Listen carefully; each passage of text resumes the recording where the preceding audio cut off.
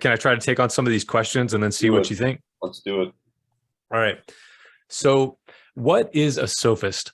A sophist is, this word comes from the writings of Plato. Plato and Aristotle talked about the sophists. They were this group of people who existed around 400 BC, 350 BC in ancient Greece, and they were known as master wordsmiths. They were very persuasive. They were masters of the craft of rhetoric, and they would teach rhetoric, and sometimes they would teach other things, but they would teach rhetoric especially to politicians, so that these politicians could learn to also be master wordsmiths, so that they could get their stuff done. They were known for arguing both sides of an issue, and this is speaking generally. There are lots of different ones of them, but speaking generally, they didn't believe that there was any underlying truth. They believed that the truth was just whatever you could argue for, and that you could make any point that you wanted. And they were really good at that, which is why they got hired to do what they did. Some people called Socrates a sophist. So Socrates is the guy who Plato is writing about. We think Socrates is probably a historical character.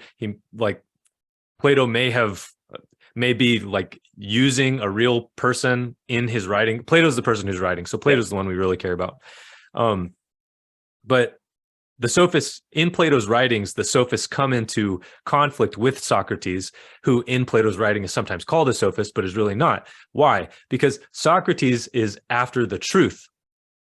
He wants to see things as they really are, and he submits himself to things as they really are. He's not arguing because my client in this legal case wants to not go to jail, and so I'm going to make the argument that he's not guilty. Socrates looks at him and is like, "Are you guilty?" Which is completely opposite. So I did a lot of work on that in this last month, because I got really into Tony Robbins. I had gone to Wells Fargo. I was obsessed with success. I achieved the highest success I possibly could in that environment. And then I wanted to leave and do something even bigger and better, because I felt like my life wouldn't have meaning unless I made a dent in the universe like Elon Musk or Steve Jobs. So I wanted to make this billion-dollar company. So I started my company, and out in the real world, outside of the Wells Fargo bubble, well, in the Wells Fargo bubble, they told me exactly what to do all the time.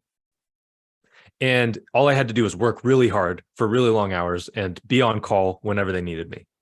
And so I got really good at doing that job. When I left and I went out into the real world, I didn't have anybody telling me how to do anything. And so then not only did I have to do the work like I was doing before, but I also had to look up and figure out, like, okay, what is going on in this world, and how do I go to the place that I want to go, which is making this super successful business. Well, I encountered Tony Robbins. I was actually working out in the gym, and I was listening to Arnold, because I had been doing that ever since you and I were working out in college. And the YouTube video skipped forward. Like, I finished the video and it skipped forward into a Tony Robbins video, and I started listening to him in the gym, and I was like, man, who is this guy? So I start listening to Tony Robbins, and I get into him. I buy his program, and his stuff starts working. Well, basically what he teaches, I wrote it in the email, but I'll try to sum it up real quick now. Basically what he teaches is the results in your life, like, for example, the success of your business, the results of your life are a function or a consequence of your behavior. Obviously, if you act different, you're going to have different results in your life. Well, your behavior is a function of your associations. What's an association? An association is, like, some people really like to sit down at their desk and work. Like, that makes me feel really good. Other people hate sitting down at their desk and working. Why? Because they associate pain. This is kind of in Tony Robbins' model. They associate pain to sitting down at the desk and working. I associate pleasure to sitting down at my desk and working. And basically, all human behavior is determined by pain and pleasure. But you can condition different associations to pain and pleasure. You can connect pain or pleasure to whatever stimuli you want. So I can condition myself to love sitting down at my desk and working if I can't do that. Like, one of the things that he does at his business conference is he trains people to say, I love accounting. So like because business owners, and especially like entrepreneurial, chaotic kind of people, don't like accounting. And so he plays this game where it's like he says accounting and everybody just freaks out and they're like, yeah, like they love accounting because they're training themselves to love doing this thing that they have to do that they don't do because they don't like it, which causes their business to succeed less than it could. So that's the idea. It's like your results are a function of your behavior. Your behavior is a function of your associations. You can condition your associations. So then what you need to do is you need to identify the behavior that's going to lead to the results that you want. Then you need to identify the associations that will lead to that behavior, such as loving accounting. And then you need to condition those associations. Well, Tony Robbins is the master of conditioning and he teaches the techniques. And so you go to his events and he will teach you how to use these techniques. He'll train you. But even more than that, he will give you the things that you actually should believe. So you go to his business conference and he's like, you should love accounting if you want to succeed at business. So here's the belief, like I love accounting, or here's the association, I love accounting, accounting is great. And now I'm going to use the conditioning techniques on you, my audience, so that now you love accounting, you will do accounting, your business will succeed. Which seems really benign, but what happens in effect is that by conditioning these very positive things in you, he starts small and then it's more and more and more and more. Tony Robbins makes his audience very comfortable with being conditioned by him. He makes his audience trust him with their own associations, like with the things that they believe. Yes, Tony Robbins, conditioned beliefs in me. Here I am. Shape me as you will. And in little ways, he plants these anchors, these triggers that he uses to sell people stuff for tons of money. He uses the same, like the exact same things that he conditions in his audience ostensibly to help them in their life. He triggers those as he's making sales. Or really what he does is he has his henchmen trigger them to condition sales because it's obviously wrong and he doesn't want himself to be associated with that. So he leaves the stage. His people come on. They use the triggers that he conditioned in his audience to make sales. They leave and then Tony Robbins comes back on. That's what he does as a live event. So I got really involved in that. I thought everything that he was doing was really good. It's obviously effective, but eventually I realized this is not good. This is actually wrong. This is manipulative. And so that was the experience that primed me to become very interested in the Socrates approach. What's real here? Because I don't want to be manipulated and I don't want to manipulate anyone, which I had been doing because I had learned these Tony Robbins tools. It works like this. I go to Tony Robbins. Tony Robbins teaches me conditioning techniques.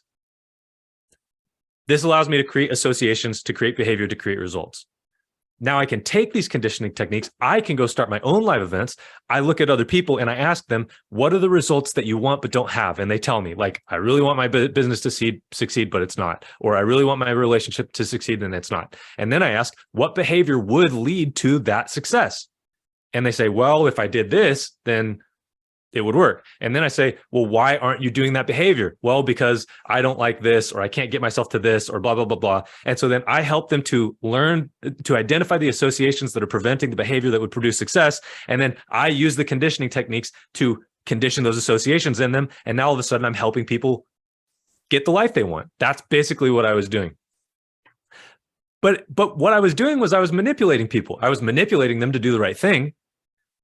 But when it came down to it and I was desperate and I needed money in 2020, my friends and I made this marketing campaign and we used all of these tools to get people to try to get people to buy my stuff without regard for whether it was true or good for them. And suddenly I looked at myself and I was like, ooh, I don't know if I should be able to do this. I don't know if I should use these tools because it's really tempting. When you're capable of manipulating other people, it's really tempting to use it.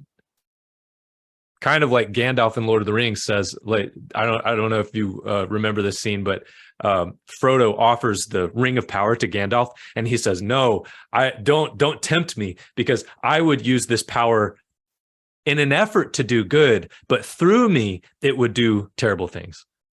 So it kind of felt like that.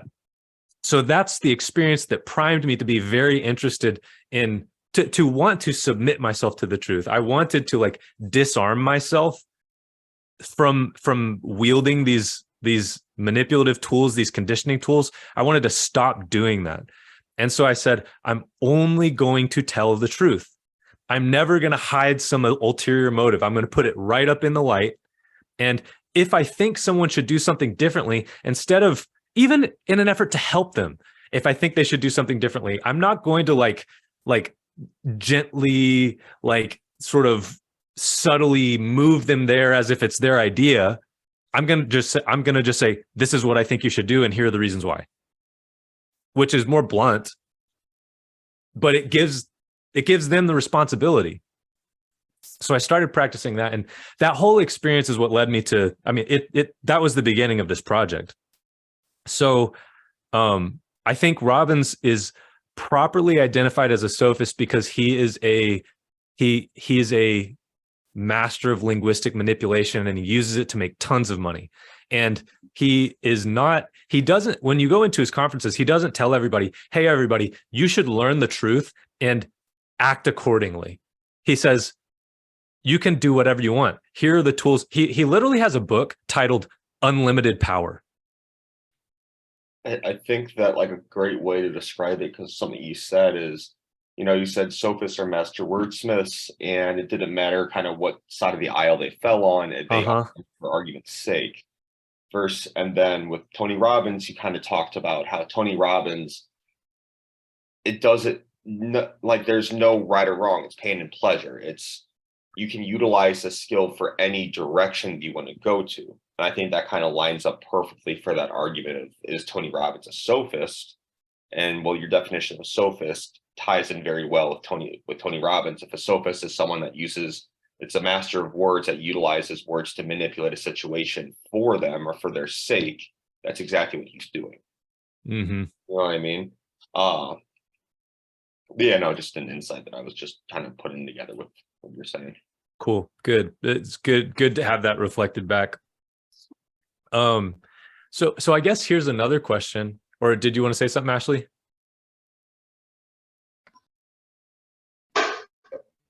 Yeah, I think like hearing this, I'm like, you can do everything like what you were originally doing with helping people get to their goals. It's one way to look at it as manipulation, but your intention and their intention also matters, and you can be truthful and upfront about like, hey, we're going to help you get to where you're wanting to get to go, and just be truthful along the way. And yeah, you said in like just trying to sell them things to like for the sake of selling it, not whether they like it'll actually be beneficial for them. But like Tony Robbins, and you can do all this stuff from a space of truth and goodness. And it can also be done from a space of manipulative. And does that make sense? Yeah, well, it does, yeah, well, and that's good feedback too. And I'm gonna mute you one more time, but you can unmute it anytime. Just because it's feeding back when I say it's like echoing back to me. It's good to hear that, because I don't want to be too one-sided. I want to look at the reality of this thing. I want to look at the reality of what Tony Robbins is teaching, and I think what I'm hearing from you, and what I agree with, is that, well, first of all, conditioning is a real thing. I do have conditioned associations. Some of those things are not right.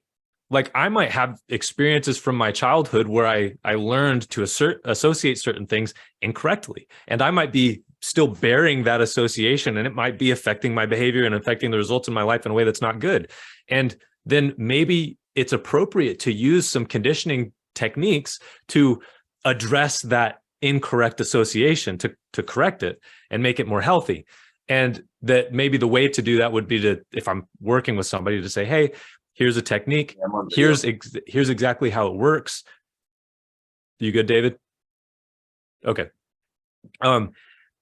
Here's what we're going to do. Here's how the technique works. Is that okay? So then I'm doing it in the light. I'm getting their consent, and then we can work on it together.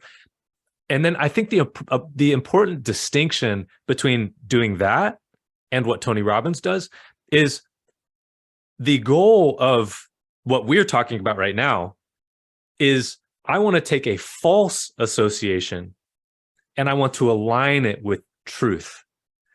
The association I developed in my childhood or whatever was in error. So I'm out of harmony with reality. And I need to change, I need to condition an association that is in harmony with reality. Why? Because I'm operating under the assumption that reality is fundamentally good, and that the best thing for me to do is to make myself in harmony with it, not with whatever I want. And that's the thing that's missing in his environment, is that belief that we want to align ourselves with reality. So yeah, thank you for saying that, because it's good to be reminded that it's not necessarily the techniques that is the problem.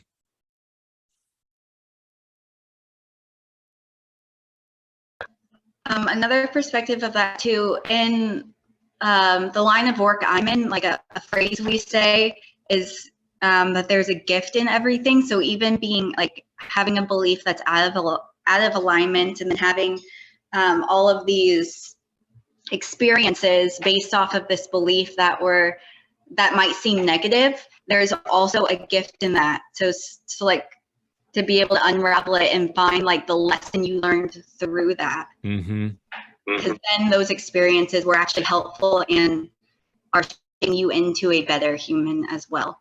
Reminds me of what Paul says in Romans. God works all things for the good of those who love him.